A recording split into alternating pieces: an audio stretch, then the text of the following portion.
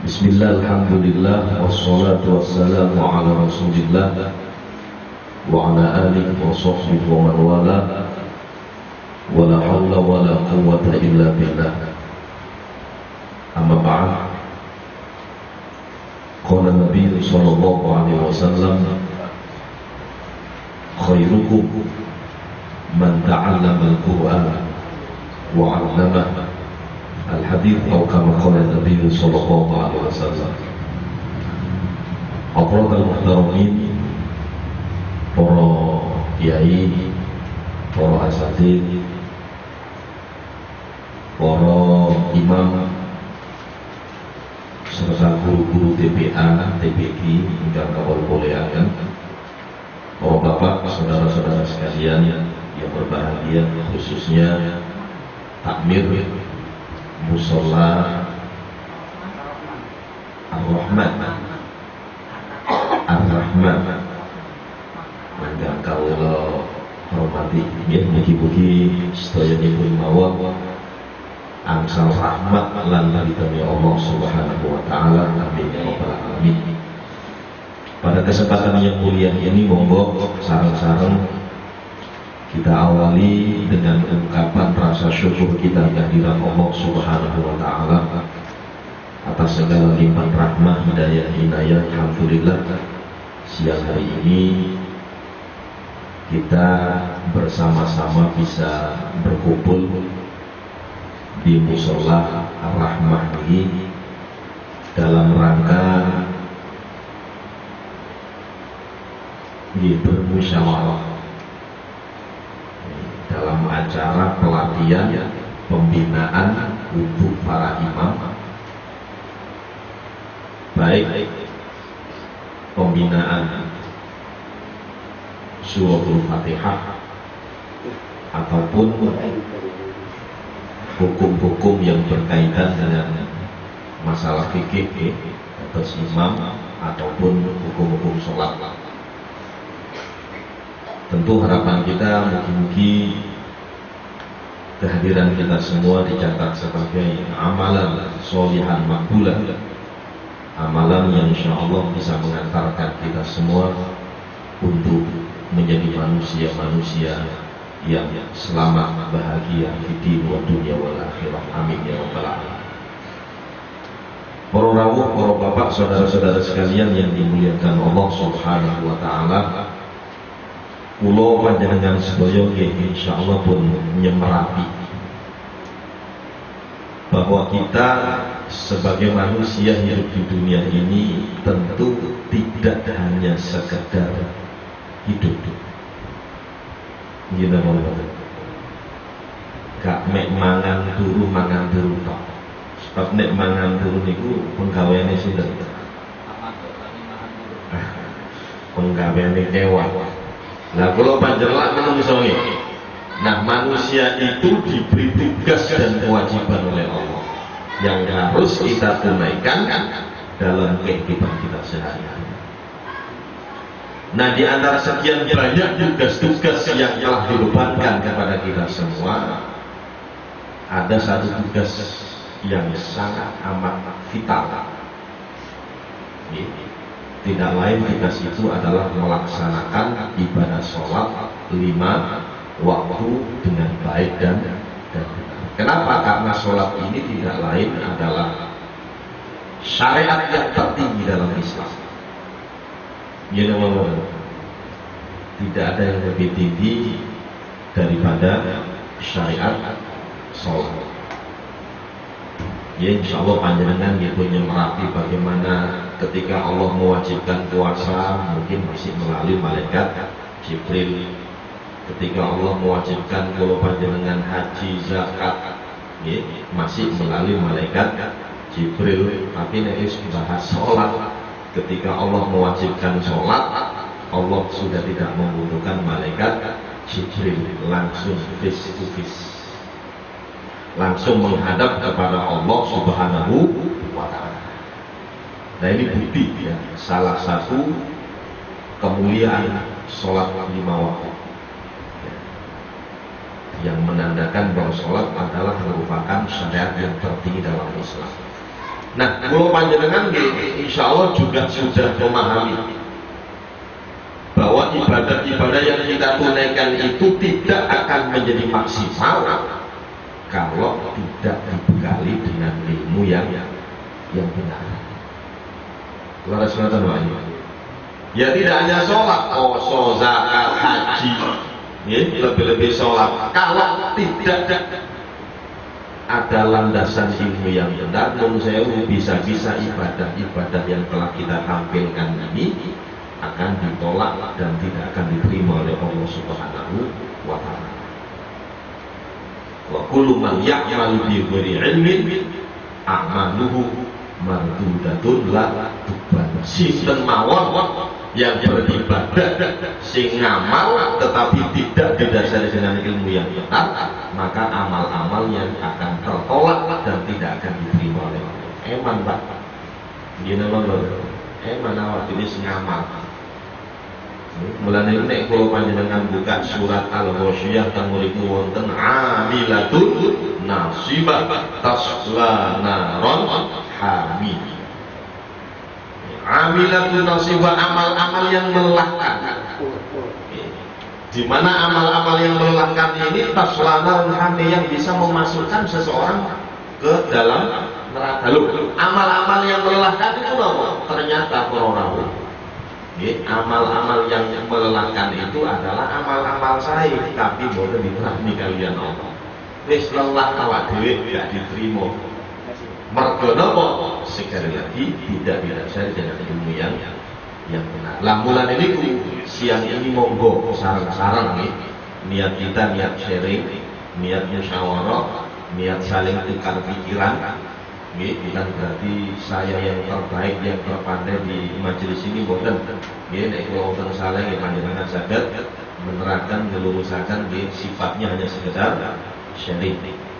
Ya, harapan kita mudah-mudahan lah sholat kita ya dengan ilmu yang benar ini mudah-mudahan diterima oleh Allah Subhanahu wa Ta'ala dan kelak bisa kita jadikan bekal di saat-saat kita menghadap kepada Allah Subhanahu wa Ta'ala. Amin Allahumma. Oleh sholat itu Pak, awwalu ma yuhasab 'alaihi al-'abdu yaumil qiyamah. Jadi pertama kali yang akan diinterogasi, yang akan ditanya oleh Allah itu bukan puasa kita, bukan zakat kita, bukan amalan-amalan yang lain, tapi justru yang akan ditanya terlebih dahulu adalah sholat. Fa idza sholuhat sholuha sa'iru amal. Nek sholat kula panjenengan sae, maka semua amal-amal itu dianggap benar. Sebaliknya nek sholat awak dhewe bermasalah, ya tentu kita pun juga akan kesulitan bisa menghadap kepada Allah Subhanahu wa Ta'ala. Nah, monggo panjenengan pun angsal sebuah artikel mangke saged panjenengan waos, bisa panjenengan baca. Yang jelas di dalam artikel ini membahas tentang adab-adab seorang imam dan tentunya juga adab-adab seorang makmum. Imam nikulak bomin. Al-imamu bominun. Imam itu bomin. Bomin itu menjamin sah dan tidaknya makmum.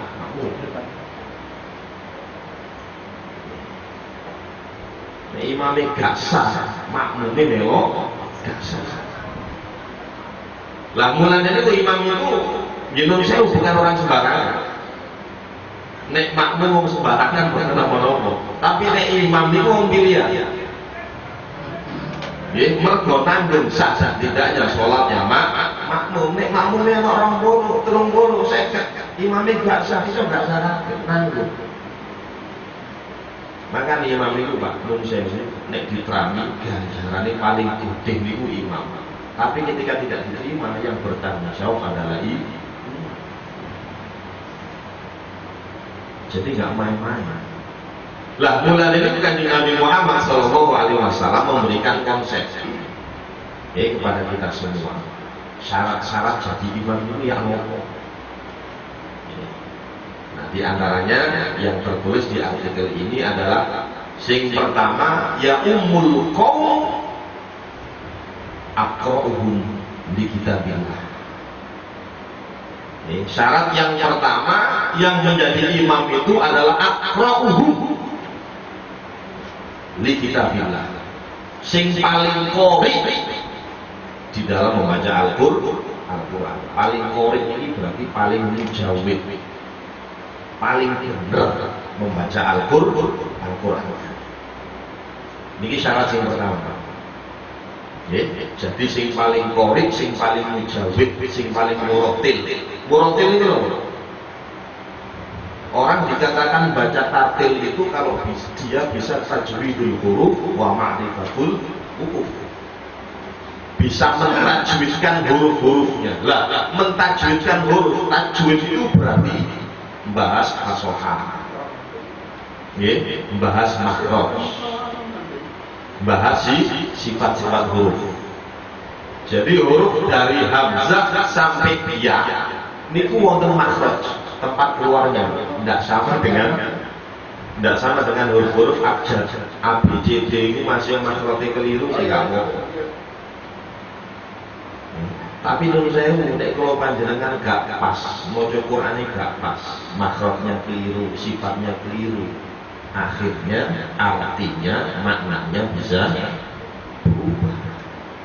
Lah mulai dulu kanjeng Nabi Muhammad SAW nomor satu kan syarat untuk menjadi imam sing pertama harus fasih maca Quran. Nun sewu.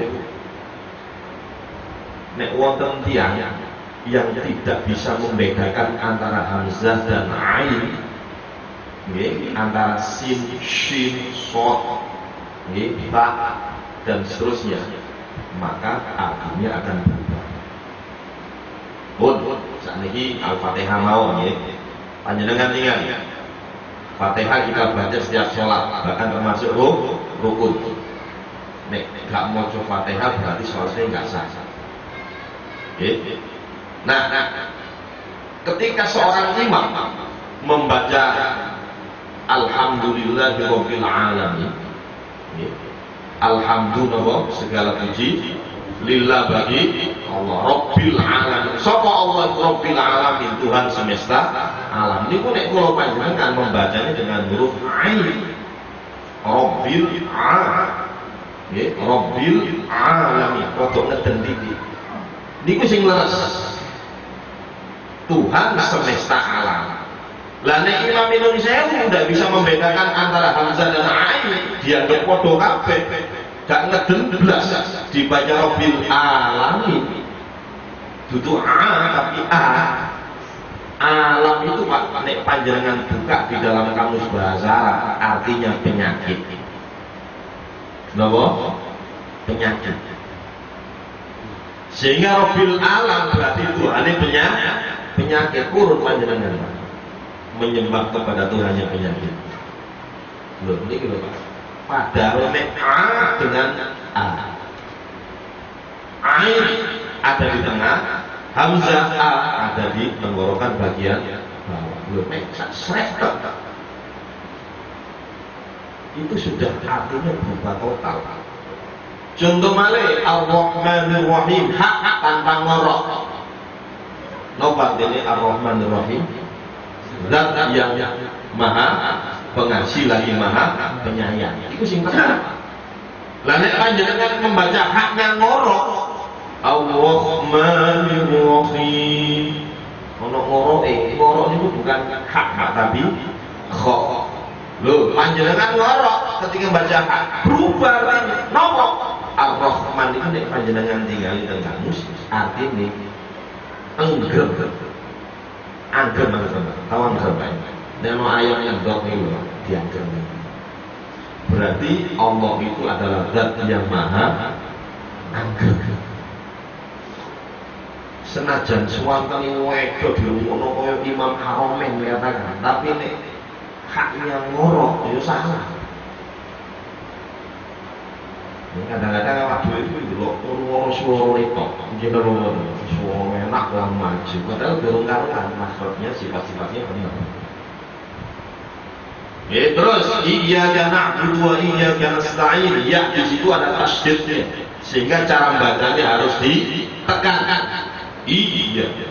Iyyaka na'budu wa iyyaka nasta'in.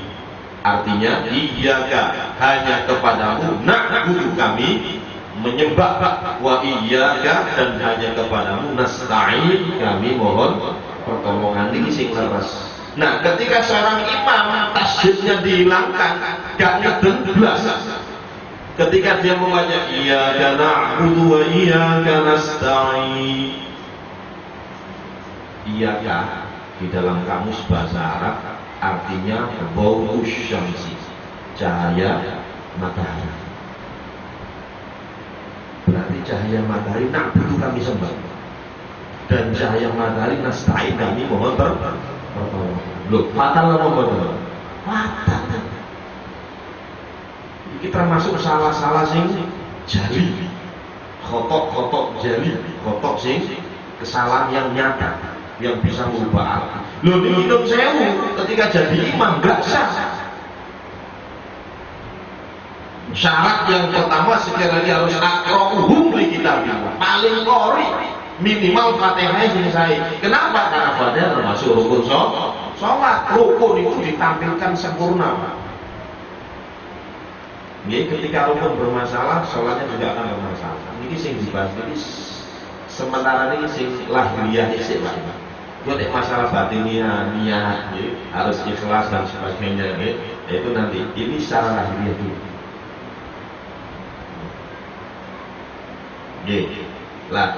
Dan masih banyak contoh-contoh yang lain. Ini tadi masih berkaitan masalah makhraj. Masalah makhraj gak pas, gak tepat. Panjang pendek juga ada. Panjenengan was al-humazah wa likulli humazatin humazah alladzi jama'a malan wa 'addada. Alladzi jama'a, yang mengumpulkan, malan wa 'addada, harta, dan yang selalu menghitung-hitung harta. Ini termasuk orang yang celaka. Ketunyan Pak, ambil dunia ini selalu yang menghitung-hitung, dihitung terus, tapi gak tahu gak disedekahkan sebagainya. Jadi termasuk orang yang celaka. Lah, ini jamaah artinya mengumpulkan. Tapi nih jamaah ini jinnya panjangan panjangkan. Alladzi jama'a malan wa 'addada. Jamaah itu artinya apa? Jamaah itu artinya konsensus, bersekutu, berhubungan intim. Berarti jamaah, orang yang celaka itu adalah orang yang menyetujui hartanya. Jadi apa dari situ? Padahal bedomek, mak bacaan mak, jamaah dengan jamaah itu sudah tidak salah. Nah, kalau kita tidak tahu, nggak paham ya koyok-koyok, bener kan? Lebih-lebih dipikul dengan suara yang sangat indah, ori bisa.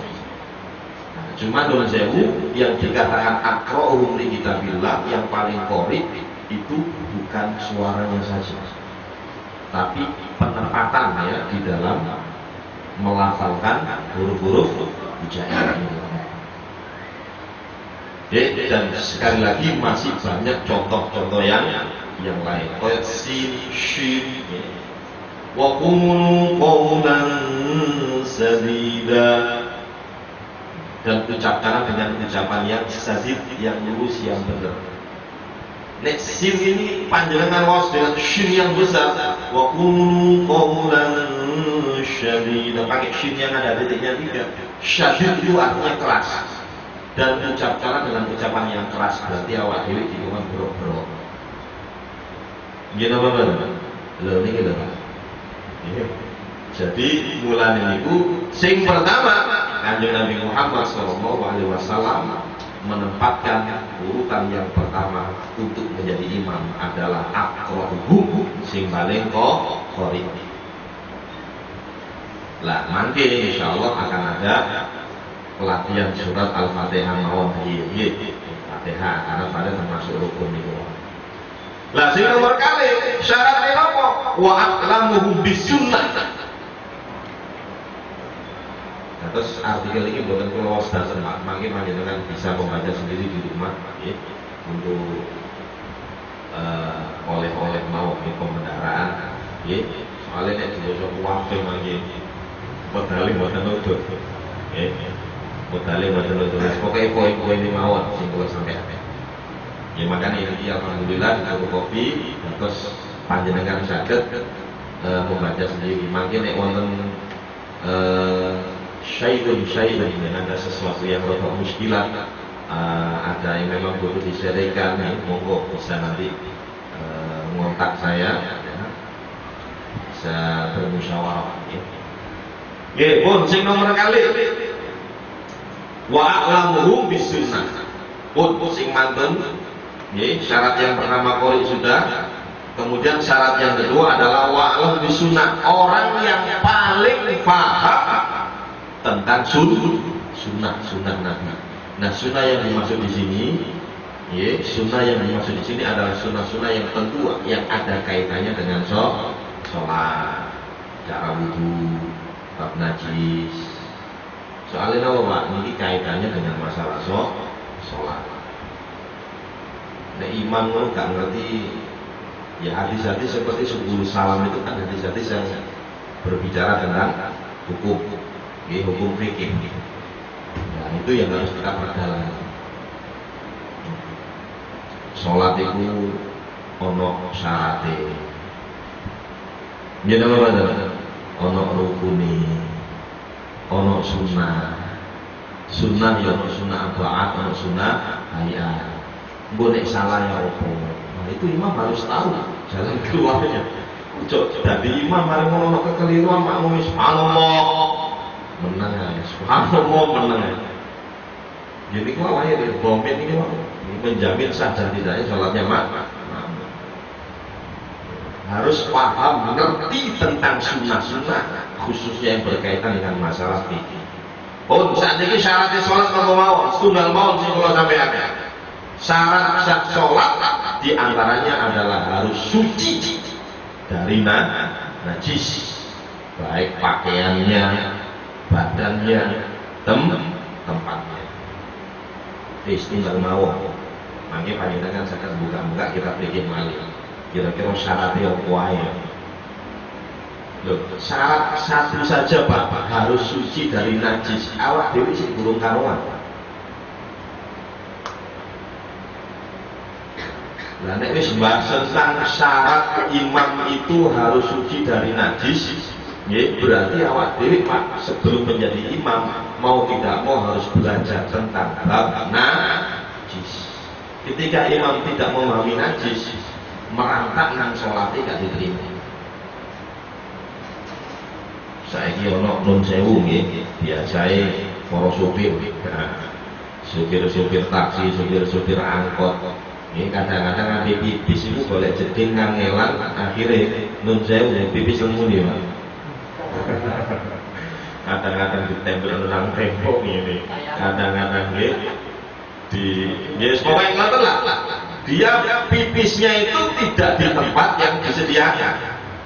Lu mantul pipis langsung seret. Saniki Pak, air kencing najis napa mboten? Najis. Gak ada cewek, gak ada istinja, langsung tutup, seret, sholat, wudhunya bener. Tapi dia menggunakan celana atau celana dalam yang sudah terkena najis. Ayo saat ini sana buat terus. Kenapa? Karena dia tidak tahu bab najis. Loh, ini sing ain Pak, sing ainian, sing ketok najis. Ono mana sing gak kira? Ini perlu sampean. Contoh ya, di rumah kita lebih-lebih omah sing ana arek cilik. Nggih, griya sing wonten lari-lari. Nek jenenge arek cilik nun sewu Pak, kadang-kadang corok iki, corok ngengek iku lah. Nggih, kadang-kadang mentetel. Gitu Pak. Lho ngene Pak. Mentetel. Lah mantun niku kula panjenengan kadang-kadang ndak tahu. Langsung ae di napa dipelek. Padahal Pak, najis itu ada dua.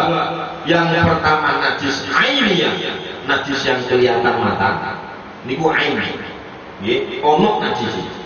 Nah, ketika najis ini sudah diambil, seret, tinggal hukumnya. Hukumnya si najis. Lah awak dhewe kadang-kadang ono najis ainnya langsung digambil. Nggih, berarti tambah merangkak. Lebih-lebih dipelek, gak digambil, dipelek. Beda loh Pak ya, ngepel dengan gambil itu bukan sami loh. Nek ngepel itu berarti air tidak mengalir. Gitu apa betul? Tidak mengalir. Tapi nek gambil sih mengalir sih. Loh ini bab sih ini kalau kadang-kadang dilupakan oleh seorang imam. Nah ketika rumah kita katakan ada anak tipis, seret, mari ngono awak dhewe pelek tambah merangkak. Awak dhewe kadang-kadang nyebut toko jedenge awak dhewe seret ganti klompet ganti apa-apa langsung ngincak nang pundi? Tengkel seret langsung sholat. Oh, nun sewu Pak, iki manjane kaya nopo Pak? Iki hukumnya lho, hukumnya najis lho. Najis. Loh, bersih itu belum tentu suci.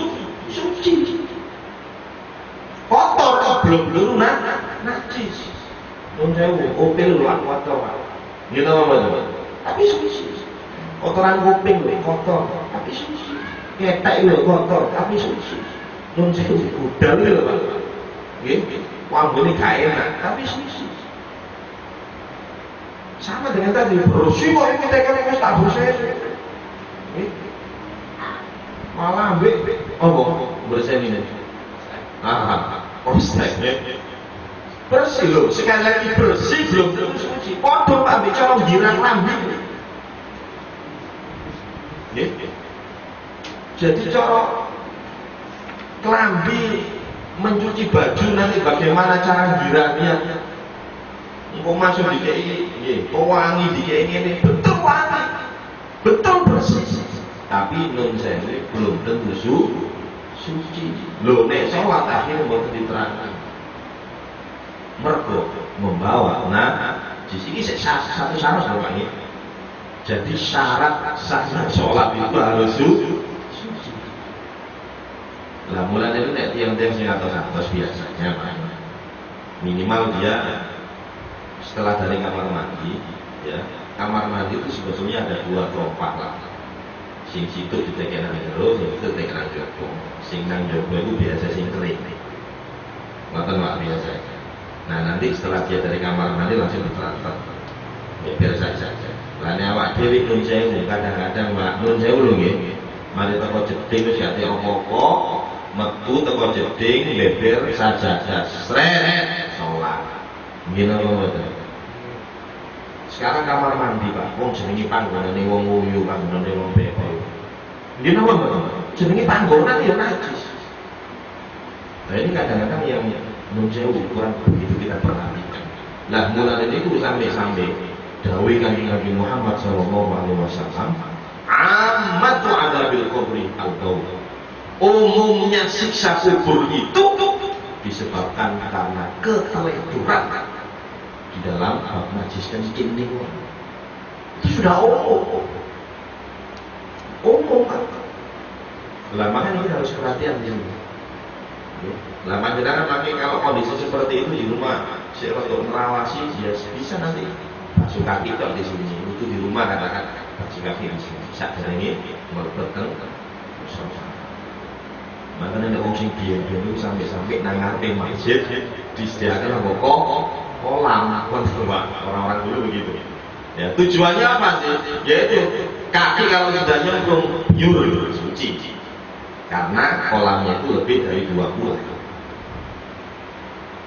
Nggih, lho niki sik bab najis Pak nggih, dereng sing lindu-lindune. Rukune niku wau. Nggih. Tadikan syarat ruku, ya apa nek ninggal ruku, ya apa nek ninggal sunnah apa, itu enggak sama. Ya apa nek imam katakan ngimami isya ya, ngimami isya mek 3 rakaat sampai salam kalau sing ngiling sampai salam itu wiridan kalau sing ngiling ya. Terus tiba-tiba ada seseorang ya memberanikan diri kurang 1 rakaat. Loh, ngoten ya apa akhir jalan keluar? Apakah sholat yang tadi dibatalkan? Nah, ini harus dipahami, Pak. Nabi itu pernah dilupakan oleh Allah. Ya, Nabi ketika sholat zuhur pernah dilupakan oleh Allah. Sholat nek 2 rakaat tok. Dan memang dilupakan. Lupanya Nabi itu untuk syariat. Ben awak dhewe nek lali ya apa ya? Nah, gitu loh. Nabi pernah sholat itu 2 rakaat, makanya setelah Nabi ya salam ya kemudian berzikir kepada Allah, salah seorang sahabat ya langsung ya wis wani-wanian nekat ya ngomong pada Kanjeng Nabi, ya Rasulullah, aqsar sholat, apakah engkau mengqasar sholat, apakah engkau memendekkan sholat? Dikira qasar, nggih, nek dhuhur asar 4 rakaat dikosor 2 rakaat kan boleh-boleh saja nggih. Nah, tapi lihat kondisinya ya, kondisi musafir. Lah ini Nabi enggak musafir, enggak apa sholat 2 rakaat. Makanya sahabat tadi bertanya, "Aqsar sholat ya Rasulullah? Apakah kamu qasar sholat?" Nabi bilang, "Tidak." Loh, tapi kok sholat 2 rakaat ya Rasulullah? Loh, ngoten itu langsung Nabi berdiri kembali melanjutkan sholatnya. Melanjutkan sholat. Mboten napa-napa sepanjang setelah salam dan sampai wiritan niku gak suwe-suwe. Nah, ini sholat setengah jam Pak panjenengan elingno. Kon mau ku sholat sik 2 rakaat. Kurang. Ya wis suwe koyo ngono balik awal lagi. Kembali pertama. Nah, kalau nggak terlalu lama boleh dilanjutkan kembali. Nah, seperti ini jalan keluarnya bagaimana? Ketika seorang imam meninggalkan sunnah ba'at, katakan, sunnah ba'at, nun sewu, ya, panjenengan mungkin yang di sini kalau subuh mungkin ada yang nggak kunut, ya monggo. Yang kunut berarti pendapatnya Imam Syafi'i, ya, beliau berpendapat bahwa kunut itu termasuk sunnah aba'at, sunnah aba'at.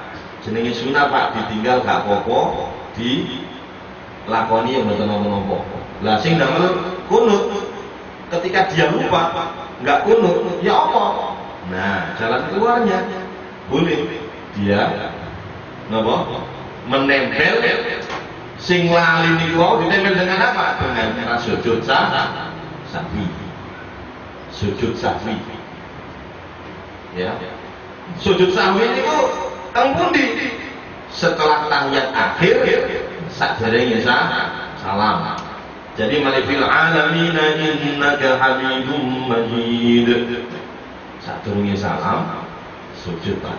Namine sujud sahwi. Madun sujud lenggah sekedap sujud mahwi.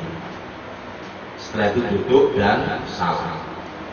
Itu bagi yang melaksanakan sholat subuh dengan sing boten nggih boten napa-napa.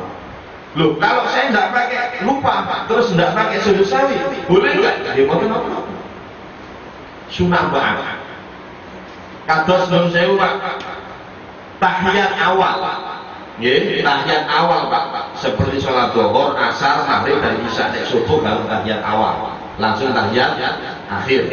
Loh, nek panjenengan sholat zuhur, asar, maghrib, isya lali lupa kok gak ada tahiyat awal, sakjane tahiyat awal. Contoh nggih kurang sekali rakaat, sakjane lagi yang Pak. Ngene wae. Lah, panjenengan supit. Allah. Lho wis ngesen Pak. Nggih. Jadi sudah seperti ini. Makmumnya subhanallah ngelingno. Nek durung napa? Tahiyat awal. Padahal posisi sudah seperti ini. Mantul panjenengan krono deling kok balik. Ngeten iki bisa batal ta? Bisa batal kok. Lho kok saged nggih Karena kita sudah masuk sempurna berdiri pada posisi napa? Napa Pak? Gini kok takbir itu sudah sempurna. Awak dhewe wis mlebu pada rukun yang baru. Lah, wis mlebu kok ndelalah melaksanakan yang sunnah abad niku wae. Nggih. Maksud kula paham Pak? Saya dipahami. Sudah masuk pada rukun baru. Rukun ambek sunnah niku derajate luwih dhuwur pundi? Rukun. Lah dia sudah masuk rukun yang baru. Dilingno ora keliru, balik. Niku mboten usah. Karena dia lebih mendulukan sunnah akhirnya daripada rukun. Lah terus yang benar ya apa? Kalau sudah posisi sempurna, tetap aja nggak apa-apa walaupun dilingno subhanallah, siapa direken. Maki ditempel dengan sujud sahwi. Ngoten Pak. Ya, kadang-kadang nggak ngerti kecuali kalau masih begini ngolo sing ngeten pokoknya ini semua berbuat sempurna nggak usah lah makmum ya harus tahu semari deling subhanallah imamnya menang aja ya muatek kae imam panjenengan derek mawon aja wis imame ngopo wis tak eling sik ngono satu tahiyat dhewe ae tambah gak sah karena imam itu harus diikuti. Oke. Nah, seperti inilah. Ini juga ilmu.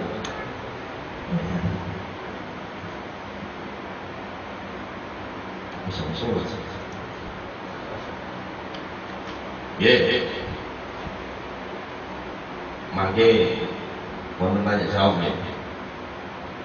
Fikih ini kan memang biasanya selalu ada tanya jawab.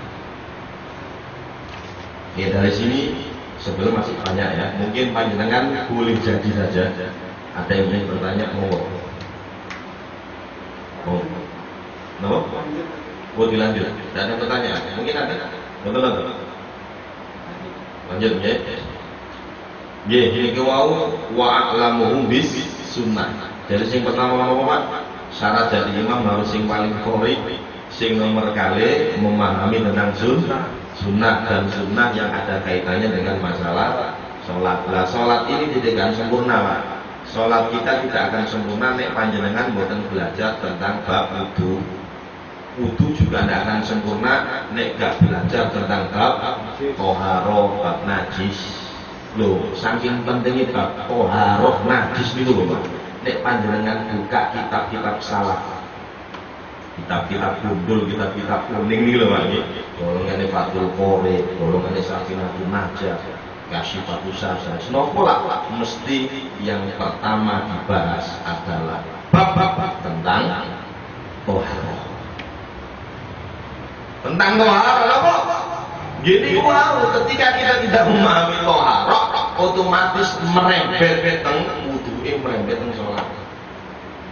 Sholatnya benar, wudu'e nggak benar, nggak sah. Lah mulai sami-sami Pak. Saya bukan Nabi Muhammad SAW nanti melihat salah seorang sahabat yang berwudu, tumitnya ini tidak kena air. Tumitnya tidak terkena air. Lu ngotot langsung Pak diingatkan, wailun lil aqabi minan nar. Sungguh celaka orang yang wudunya tumit kakinya ini tidak terkena air. Gak sah sholatnya gak sah. Gitu Bapak. Lo ini kadang-kadang lu jebar-jebur, kalau niat. Yang membedakan kita ibadah, yang membedakan kita wudu dan tidak, itu adalah dari niat. Panjenengan buat niat, kok damai dolenan banyak. Lo gila Bapak. Lo kok damai dolenan banyak. Yang membedakan kita ibadah dan tidak dari niatnya. Sholat kalau niat oh sampai dolenan. Lebih-lebih kalau tumak ninai. Nah, ini gua bab syarat Pak nggih. Saat ini rukun Pak. Di antara rukun itu apa? Rukun sholat. Tumak nina wis gampang tumak nina. Tumak nina itu apa? Nah, tumak nina itu berhenti sejenak. Para ulama berpendapat seukuran subhanallah. Sholat itu Pak, jeda minimal seukuran subhanallah. Rokok jauh rokat tengah-tengah. Nggih. Lah ngeten Pak. Ketika rukuk lho, jadi berhenti sebentar. Buat tenang sama panjenengan ngeten. Nggih. Sami Allah. Nah, begitu juga ketika iktidal, sami Allah liman hamidah meneng, Pak. Pun ngeten panjenengan. Sami Allah liman hamidah. Allah. Nah, ini berarti tidak ada tumak ninah.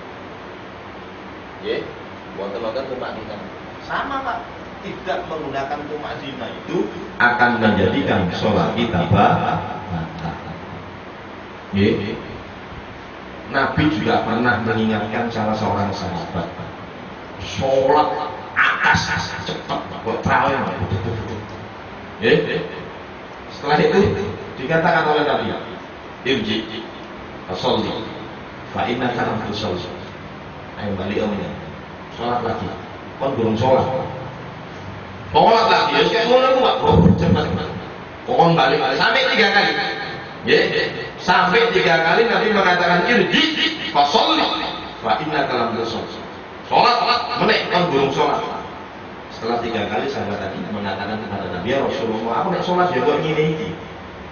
Nah, lantas Nabi menjelaskan bahwa sholat itu ono rukun-rukunnya. Nggih, di antaranya nggih tumak nina. Rukuk tumak nina, iktidal tumak nina, sujud tumak nina. Duduk di antara sujud tumak nina. Sak cepet-cepete Pak, mesti harus tumak nina. Sampai-sampai Nabi pernah bersabda, sesungguhnya paling buruknya orang yang mencuri tidak lain adalah orang yang mencuri dalam sholatnya. Orang yang mencuri dalam sholatnya. Sahabat bertanya, ya Rasulullah, nasrik minas sholat? Bagaimana orang mencuri sholat itu ya Allah? Nabi menjawab, ini gua orang yang rukuknya gak sempurna, sujudnya gak sempurna, begitu di antara sujud gak sempurna. Kalau tumak nina ini Pak mboten diterangi. Awak dhewe sing ngamal-ngamal soro-soro tapi gak diterima. Nah, eman kan? Nggih napa mboten?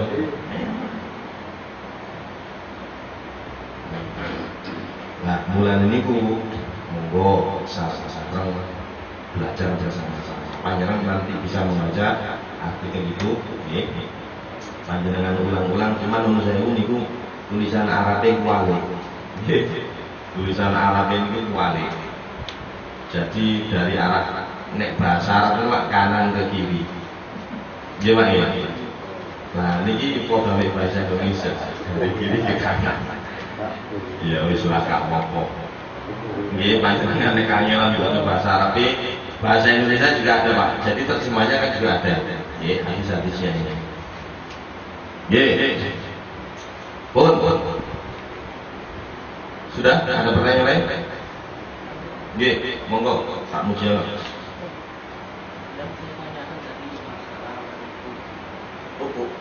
Oh, nggih.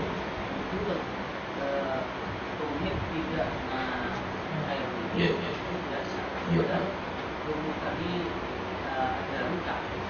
Oh, kalau masalah luka ini berarti nanti pembahasan mengenai sohibul jadiro. Jadi ada orang-orang yang mungkin mengalami kecelakaan, model gigi, model ini mengalami kecelakaan. Nah, kalau seperti itu nanti ada keringanan, rukhsah, ada keringanan. Jadi Islam itu tidak memaksa. Artinya ketika awak dewi loro sampai-sampai masuk gak wudu loh. Ya, katakan kita sedang sakit yang sangat amat menggigil, kena banyu gak kuat. Ya, wis gak usah wudu. Napa? Tayammum. Ya, tayammum. Lah kalau seperti itu sing lain sehat kecuali kita ya napa? Nah, itu namanya syaikhul jabir, wudu tapi sisanya nanti bisa dengan debu. Jadi istilahnya itu campur lah. Sebagian itu, sebagian tayamum. Nah, gimana? Ya, jadi jawabannya seperti itu. Ya, ya hanya anu aja Pak. Nek wis tayamum kan memang nggak bisa rata, harus kena debu kabel kan bisa. Ya. Kalau di Arab itu Pak, misalkan di Mekah itu kalau saya simpulkan sama air lain. Oh, anu. Ngeten. Nah, ini kalau ini pembahasan tentang hal-hal yang membatalkan wudu. Ya.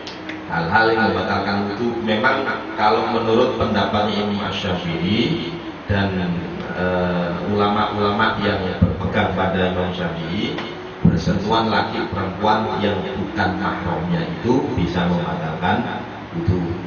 Okay. Kalau imam yang lain seperti Imam Malik, ya, Imam Ahmad bin Hanbal itu tidak membatalkan wudu. Makanya seperti di Mekah itu lah, saya panjenengan tinggal tawaf, gitu. Tawaf itu laki perempuan campur. Nek teng Madinah itu enak, teratur. Kalau Madinah itu bisa teratur, laki sendiri, perempuan sendiri. Tapi nek nang Mekah mboten saged. Ya nopo? Ape didhewekno. Lanang dhewe wedok dhewe wong tawaf. Engko kadang-kadang bojo nggih wong wedok ya ape ditinggal ijenan. Ya nopo? Kadang-kadang kan repot. Nah, sehingga ya dimaklumi. Ya di sana itu laki perempuan bersentuhan nggak batal. Nah, tapi kalau itu Mbak, ya, kalau saya dulu ketika melaksanakan ibadah haji, saya ngambil yang hati-hati. Sehingga hati-hati terus pun di pulau wudune melok Imam Malik. Wudunya ikut Imam Malik, dengan sendirinya hal-hal yang membatalkan wudu juga ikut Imam Malik. Jadi pindah mazhab. Niku mboten napa-napa kalau satu paket yang tidak diperbolehkan itu ketika orang itu talfek itu mencampur adukkan mazhab, milih sing enak-enak tok. Oh, iki Imam Malik enak bab iki milih iki. Oh, sing Imam Syafi'i rada enak milih iki. Niku sing mboten nangsa. Jadi harus satu paket. Nah, contoh bab wudu nggih sama dengan Imam Syafi'i, hanya perbedaannya nek Imam Malik ketika membasuh ini lho Pak, rambut nggih, membasuh kepala. Kalau Imam Malik itu harus secara keseluruhan. Kepala harus terkena sekali. Nun sewu ngene ya. Jadi itu harus terkena semua. Imam Malik nggih. Jadi wudunya rada soro. Nah, karena wudunya agak sulit, hal-hal yang membatalkan wudunya pun rada ringan.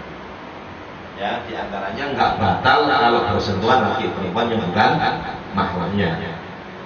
Nek wudune Imam Syafi'i gampang, mengusap sebagian saja itu sudah sah.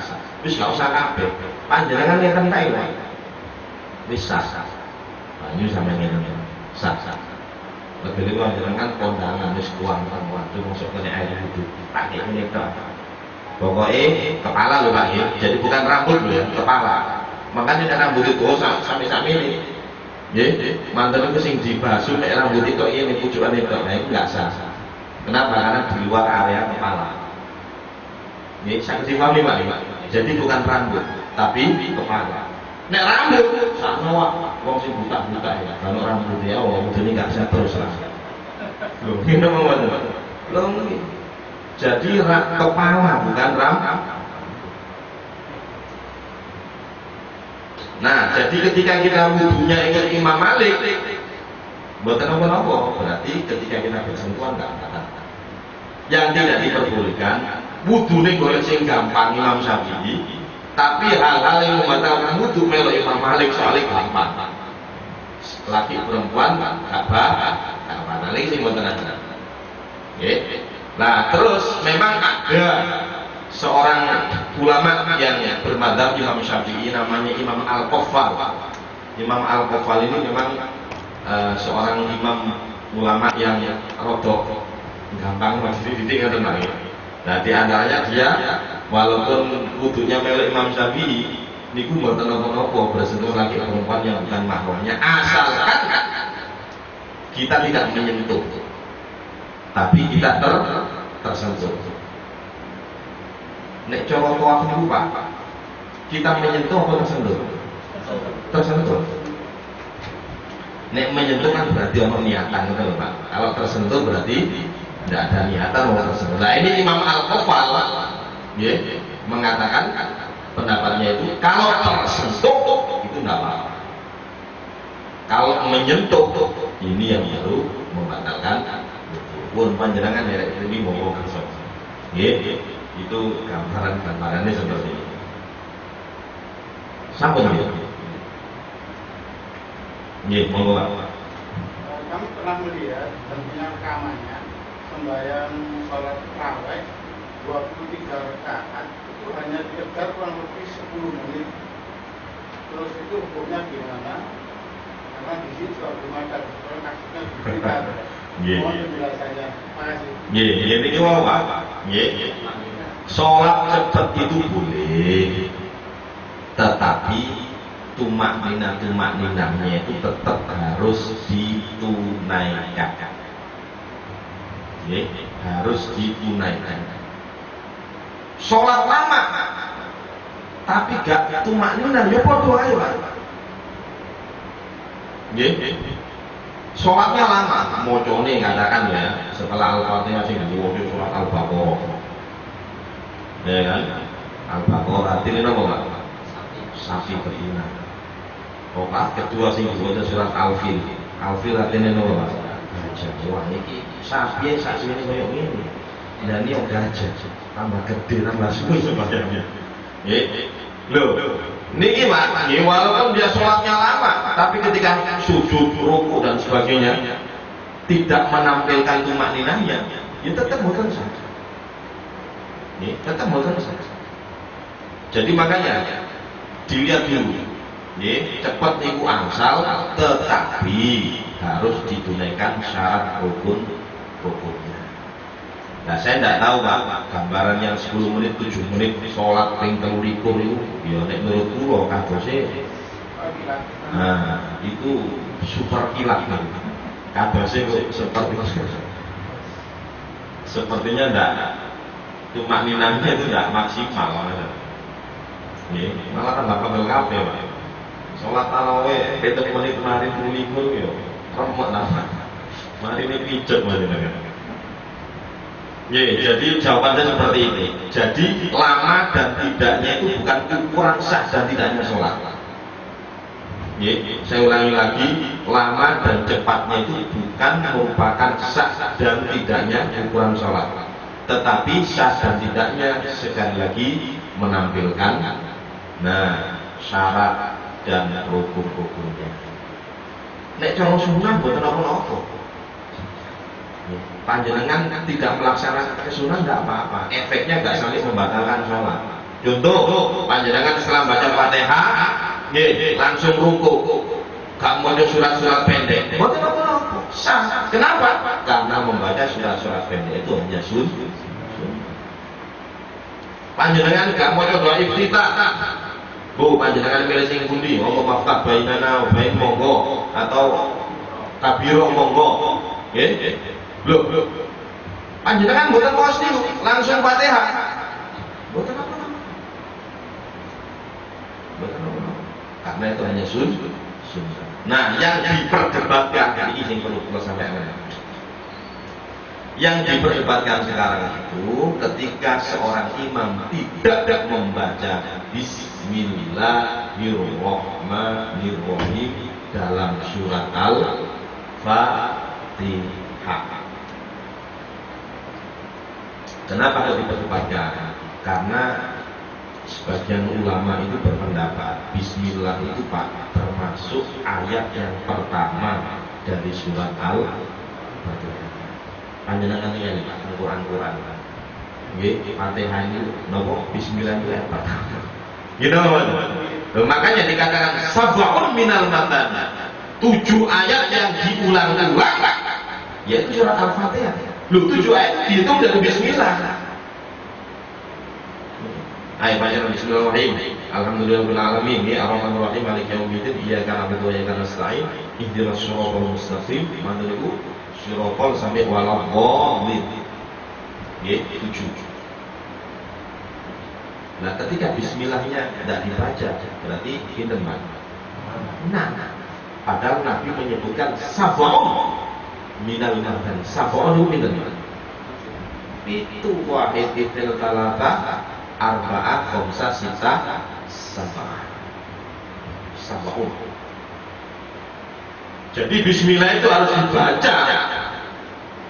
Nah, cuman cara bacanya memang Pak, ada sebagian ulama yang mengatakan dikeraskan, ada yang disirkan, dipelankan. Lha iki lho Pak, kadang-kadang nun sewu sing gak ngerti bismillah gak diwaca, dikira wong sing mensirkan kan gak maca. Langsung Allahu Akbar. Alhamdulillahi rabbil alamin langsung. Padahal sajane wong maca Pak. Sing pelan itu mau sampai pelan-pelan. Baru. Ini hadis-hadisnya pun juga kuat. Sing jahar gawe hadis sing iki, sing sir gawe hadis sing iki sama karena Nabi pernah mempraktekkan dua-dua. Nggih. Nah, panjenengan sak kersa nek teng mriki biasa gawe jahar ya kerja wae. Soalnya nek disirkan itu nanti khawatir yang lain ribut Pak, nun sewu. Saya pernah misi di sebuah masjid yang biasanya itu memang jahar. Ya kemudian ada seorang imam yang membaca dengan pelan. Akhirnya makmumnya kuabe, nang tampil, oh imam baca bismillah dulu. Akhirnya tambah lagi rame. Wis mendingan derek sing, napa? Ya di sini nya gimana? Saat ini alfal ini biasanya bismillah dibantar apa pelan? Nah, sir monggo. Sudah kebiasaan al-Fal seperti itu. Nggih, mboten napa-napa. Orang sudah paham semua. Lah, ketika berada di masjid yang memang biasanya bismillahnya dijaharkan, nggih lebih baik kita jaharkan saja. Ben gak dadi fitnah ngono Pak. Tambah rame. Nek wong apa punya ilmu itu enak. Sing duwe ilmu. Nggih, terus napa? Itu tadi termasuk rukun. Al-Fatihah termasuk rukun. Ketika seseorang tidak baca Fatihah, berarti kalau seseorang itu meninggalkan sunnah, sah salatnya. Nek sunnah abad tetap sah, tapi disunahkan juga napa? Sujud sahwi. Tapi ketika yang ditinggalkan itu rukun, mau tidak mau harus ditempel. Contoh, contoh Pak, panjenengan sholat oleh petang rokaat, mantun itu panjenengan eling, luk rokaat telu maulah sik guru maca Fatihah. Panjenengan eling, aku rokaat telu mau guru maca Fatihah. Ya napa? Panjenengan tambah satu. Karena rakaat yang 3 panjenengan tidak membaca Fatihah, berarti rakaat ketiga ini dianggap batal dalam artian bukan sholatnya di rakaat itu wau. Jadi panjenengan walaupun kok ruku atau sujud sholat belum melaksanakan, sehingga panjenengan harus tambah lagi saja. Kalau panjenengan langsung salah, bukan salah. Jadi ketika yang ditinggalkan rukun harus ditempel. Aku boleh telur tanpa ya, maka yang dipilih harus yang paling sedikit. Oh berarti telur.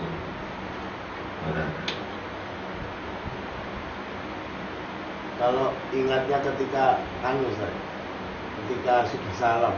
Loh makanya tadi sepanjang tidak lama, ya setelah dia salam, ya gak suwe eling itu langsung berdiri lagi.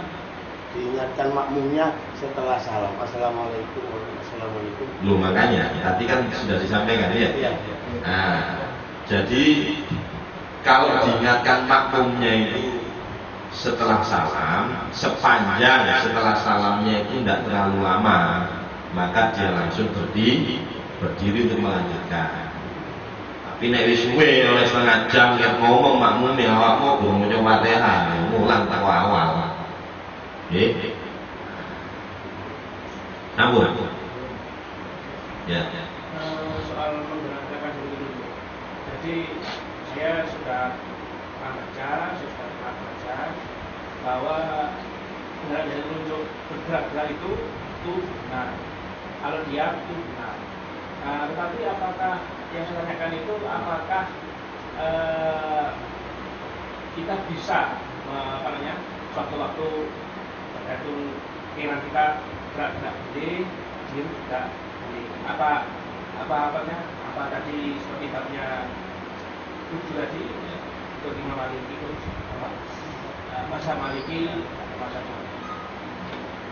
Ya, jadi begini, memang ada hadis ya sama-sama sahih. Ada yang mengatakan apa namanya harroka yuharriku, tahrik itu menggerakkan. Nah, pengertian menggerakkan itu ada yang berpendapat dengan cara digerak-gerakkan seperti